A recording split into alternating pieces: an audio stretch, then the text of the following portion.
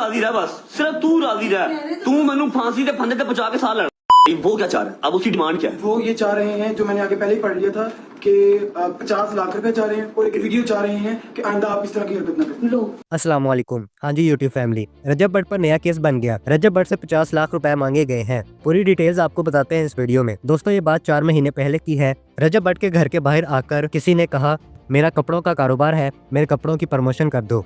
रजब भट्ट ने उसे कहा, मैं 30 लाख प्रमोशन का लेता हूँ, अगर तुम्हारे पास इतने पैसे हैं तो मैं तुम्हारे ब्रांड की प्रमोशन कर दूंगा। लेकिन रजब भट्ट ने 2 दिन बाद प्रमोशन करने से इनकार कर दिया, क्योंकि रजब भट्ट का कहना था कपड़े की क्वालिटी बिल्कुल फारक थी। रजब भट्ट ने इस पर क्या कहा आप खुद देख लें। अच्छा जी, मेरे कहने का मतलब ये था कि मेरा मिलना जुलना ही मुझे लेके बैठ गया। आज अगर मैं अपने घर से बेघर हुआ हूँ तो मेरा ख्याल है कि मेरा बहुत ज्यादा वो खुल के मिलना और बहुत इजी गोइंग रहना, अपने आप को कुछ समझना ही ना मुझे लेके बैठ गया। ठीक है, कुछ समझ लो कि अगर मैं मुख्तात रहता, एहतियात करता तो शायद इतनी मुसीबतें आज मुझे ना होती। लेकिन कोई बात नहीं, अल्लाह खैर करेगा, जो मेरे मालिक को मंजूर।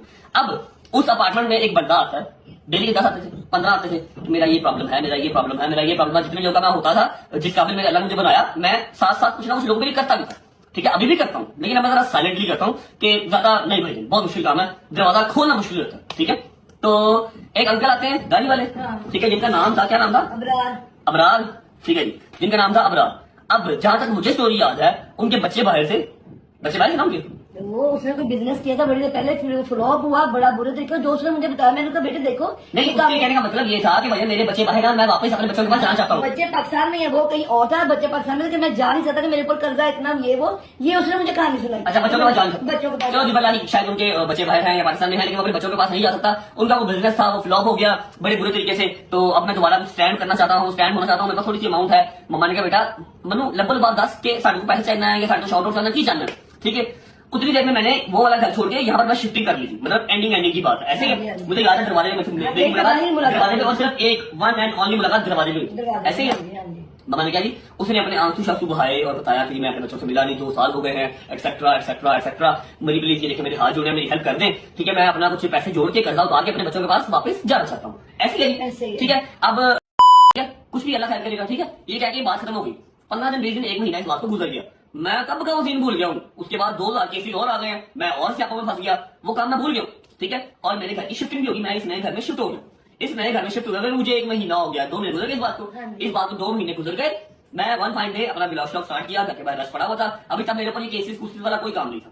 ठीक है, तो मैं घर से बाहर निकलने लगा। मम्मा ने कहा प्लीज इनकी बात सुन ले, ये वही है जो मैंने बताया था कि इन्होंने अपना सारा कर्जा शर्जा उतार के अपने बच्चों के पास वापस जाना। मैंने कहा जी भाई हुक्म करे। ठीक है, भाई ने बैग खोला, एक बैग उन्होंने लटकाया था, पैकेट बनाए हुए थे। हाँ, उन्होंने ना बैग खोला, ये भी लगाई थी। उससे पहले कोई मुलाकात नहीं मेरी उनके साथ, सिर्फ मम्मा से वो कह के गए थे कि हमारी हेल्प करते, मम्मा ने कहा बेटा जो हो सकता वो करेंगे। ठीक है, उसने बैग खोला, एक ऐसे गोल सी पैकिंग में जिप लगी हुई। ठीक है, गोल सी पैकिंग में जिप लगी हुई और ऊपर मेरी तस्वीर बनी हुई और नाम था शायद रजत क्लोथिंग, ऐसा कुछ था, और मेरी तस्वीर लगी हुई। ठीक है, देखिए रजत सामने लिखा हुआ। उससे ये कहा था कि ये जो तूने पिक्चर लगाई है, पहले रजत भाई को दिखा, फिर कहीं लगाना, ये ऐसे ना करना। ठीक है, उसका काम है, उसको ही बता। ऐसे स्टिकर लगाया हुआ। ठीक है, और अंदर जिप खोल के अंदर कपड़ा था पूरा ना, और कपड़ा भी बिल्कुल फारिग, मतलब मैं शलवार कमीज पहनता हूँ, मुझे आइडिया थोड़ा सा है 2000 कपड़े का, 10,000 कपड़े का, 60-60 हजार का कपड़ा लेके भी मैंने सूट सिलवाया हुआ। मुझे रजत कहेगा, आवाज देगा, अगर इसके 8,000 10,000 पर सेल होता है तो मेरे सूट भी 4-5 हजार के जाएंगे, मेरा कटा होता जाएगा। लेकिन मैं ना रजत फैमिली को चीट कर सकता हूँ। और उसके अलावा जो मेन रीजन जिसको मना करने की, भाई जब उसने ऐसे करके वो खोला बैग, अच्छा ये देखिए, मैं देख के चौकस हो गया। ये क्या है? कहता नहीं मैंने आपके नाम का ब्रांड लॉन्च किया। मैं कही आपने गलत किया। अब कहीं वो चीज नहीं बिकी, ऐसे थोड़ी बिकी जाती है। कहीं पर लगा होगा पार्लर के ऊपर मेरी तस्वीर लगेगी तो पार्लर में लोग घुस जाएंगे, ऐसा नहीं होता। वो नहीं बिका, अब वो हो गया नुकसान। आज इस बात को 4 महीने 3 महीने काफी देर हो गई है, 3-4 महीने इस बात को हो गए। मैंने उनको बताया कि मैं 14 लाख रुपए लेता हूँ, उस टाइम में ब्लॉग का, अभी 30 लाख रुपए लेता हूँ। इसलिए तो चूजी करता हूँ, चीजें कम करता हूँ, लेकिन मैं तगड़े पैसे लेता हूँ। ठीक है, तो अब उस भाईजान ने मुझे नोटिस भेज दिया कि इन्होंने मुझे कहा कि ब्लॉग में मैं 18 लाख लेता हूँ, 14 लाख लेता हूँ। ठीक है, और वकील साहब ने नोटिस भेज दिया। अब वो डिमांड कर रहे हैं करीब करो 50 लाख रुपए की। 50 लाख रुपए दें, हालांकि 12-13 लाख रुपए का इन्होंने कपड़ा बनवाया था, फिर प्रिंटिंग करवाई। उस टाइम पे वो सारा काफी वो डिसअपॉइंट भी हुए थे, इमोशनल हो गए कि मैंने सारे पैकेट छपवा लिए हैं, सब पे स्टिकर लगवा दिया। मेरे से पूछा आपने नहीं करवाया।